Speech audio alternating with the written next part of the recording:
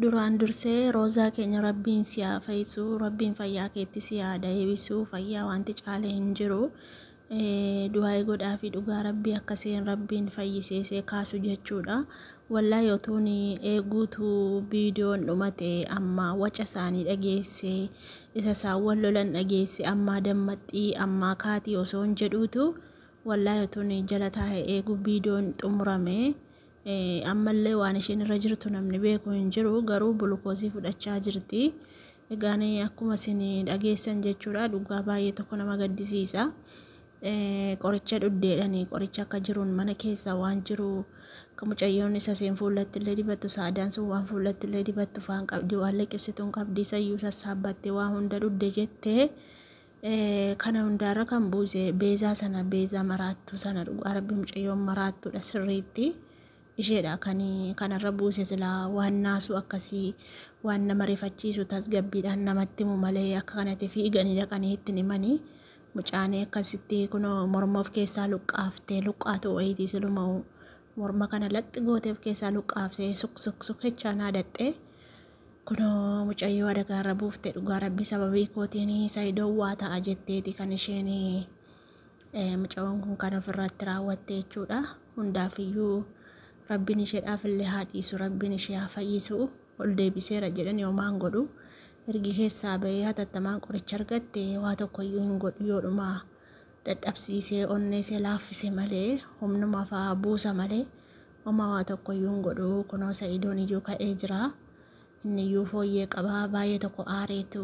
Inni immoo maaliif himtee maaliif dubbatte jedhanii beezaa kana morma qabanii garasiif garanatti cuuqqaanii mucoo saree dhaltuu, saree maraatuu dhaltuu godhanii achi qabanii akka tokko gochaa turanii.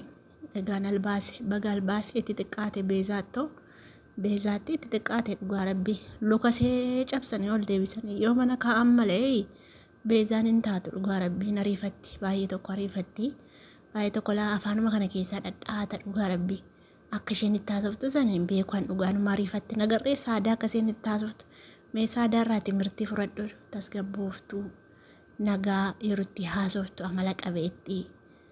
Mee beezaa fa'irraa barumsa roozaa fa'irraa barumsa baradhu. Mee beeza maaloo hin ariifatin, hin muddamin dhugaa rabbii sababii muddama keetiitu kunoo mucaanii fayyaa qabu mucaan duudhaaf jette. Yaa rabbii maaluma jettee iyyuu timtee amma yeroo saadaa sanatti waa Saayidoon duudhaaf jette bara. Saayidoon du'uuf jette isanni ari'ee obbiraa deemee dheerii isanni ari'eetu duufetteen dhugaa rabbii. Maali kun nagaa miti? Nagaan jirtu maraachuuf jette silayyuu viidiyoo ishee argeen ture. Mana isheetti viidiyoo gadhiiste maraachuuf jette lakki ganaadha. Ganaa siyaaf waggaa kana waatu jira.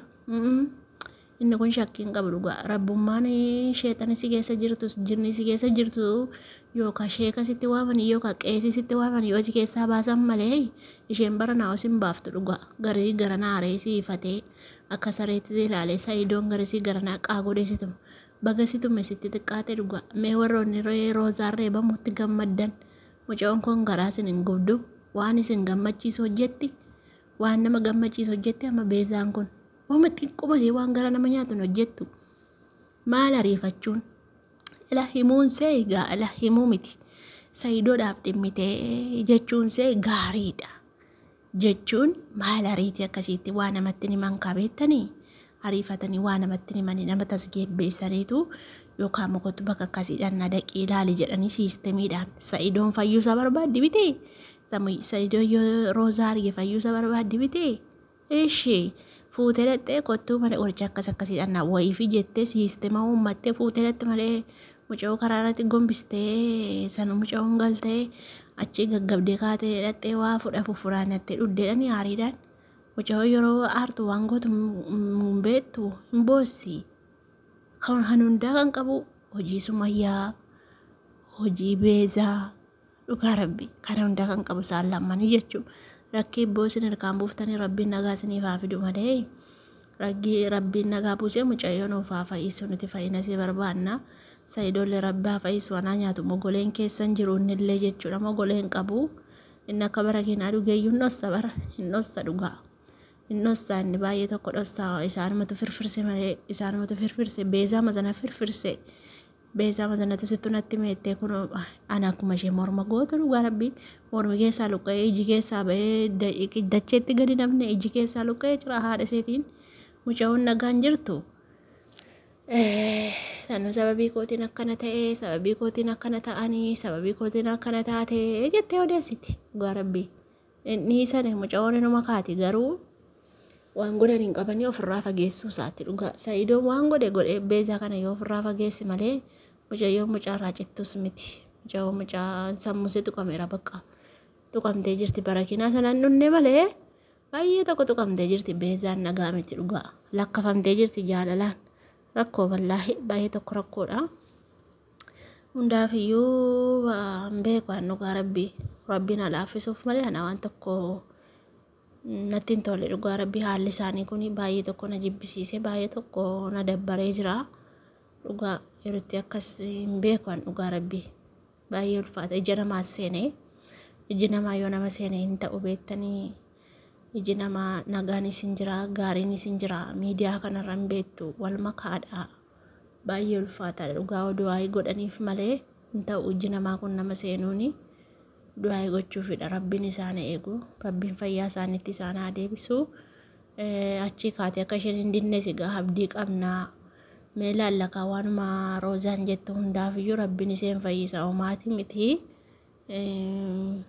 baay'ee ulfaata dhugaa rabbii baay'ee tokko ulfaata baay'ee rakkoodha haalli isaan amma keessa jiran jechuudha rabbiin nagaa buusu ani immoo saada sana nana mana beektanii saadaan waan keessa jirtuuf nana mana amma ijoolleen tokko tokko diraamaadha inni kaan immoo piraankiidha walii galanii viidiyoo hojjetu isin maa gowwaa taatanii jala deemtu jedhaniitu ijoollee waanuma itti fakkaate haasaa galaan namni waanuma itti fakkaate odeessa nuti gaa waanuma argine odeessina waan kan biraa miti waan kan biraatti daballee miti waanuma isaan irraa arginu waanuma isaanii fidanii gadhiisan fuunee odeessina waan ta'eef hin beekamu gaa isaantu wal beeka malee isaantu beeka malee nuti hin beeknu nuti sanas ta'e kanas ta'e fayyaa ta'uu isaanii barbaanna nuti tokko ta'uu isaanii barbaanna diigamuu namaan barbaannu du'uu namaan barbaannu jeeqamuu namaan barbaannu tokko ta'anii jiraachuu isaanii kana feenaa jechuudha nuti hundi keenyayyuu jechuudha.